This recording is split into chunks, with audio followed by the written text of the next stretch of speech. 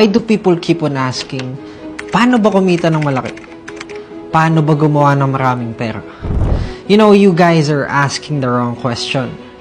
Hindi mo pa nga alam paano magsimulang kumita, tapos ang tinatanong mo na agad, paano kumita ng malaki? Hindi mo alam paano kumita ng konti. Ang tinatanong mo na, marami na agad. Akala ng mga tao, basta matuto ka kumita ng pera ay yayaman ka na. Akala nila, basta matuto kang magnegosyo, tapos kapag malaki ang kita ng negosyo mo, sureball na ang pagyaman mo. Pero hindi nila alam na it is still all about the process and how you handle your money. Yes, earning money is one thing, pero isa pa lang yan sa mga bagay na dapat mong matutunan. Kaya hayaan nyo akong ituro sa inyo ang money tips and habits na meron ako from my 3 years of experience in turning my business from zero to a multi-million business. Money tip number 1, have a saving goal and deadline. Hindi ako fan ng pag-iipon. Hindi ang gumagana sa akin.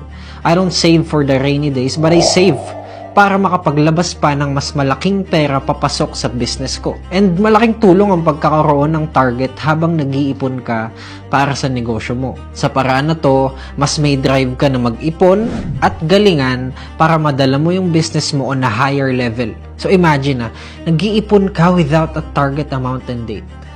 Wala kang hinahabol na deadline, kaya okay lang sa'yo kahit may mga araw na hindi ka kumikilos at hindi nadadagdagan ng ipon mo. Okay lang sa'yo kahit matagal kang matumal at walang kinikita kasi nga, wala ka namang goal eh. Wala ka namang target. So, dun pa lang, pabagsak ka na agad. Like I always say, speed is everything. A business fails when it runs out of speed. So, kailangan meron kang sense of urgency na kailangan mo mag-save up while hustling hard para makuha mo yung savings na kailangan mo to level up. Saving with the goal ka dapat para hindi ka lang basta nag-iipon. Having a goal is like seeing the future ahead. Yung future na ikaw mismo ang gagawa. Yung future na gusto mo mismo.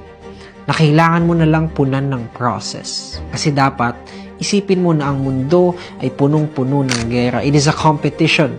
It is a race na kailangan mong bilisan para manalo. Once you understand this, kakaroon ka ng deeper connection sa higher self mo. At isa yon sa pinaka-importante sa pagtatagumpay. Na dapat connected yung present self mo sa higher self mo para lahat ng moves mo ay papunta sa kung ano ang future na gusto mo para sa sarili mo or sa kung anong magiging klaseng tao ka in the future. Noong nagsisimula pa ako, sinet ko na yung future na gusto ko. I have already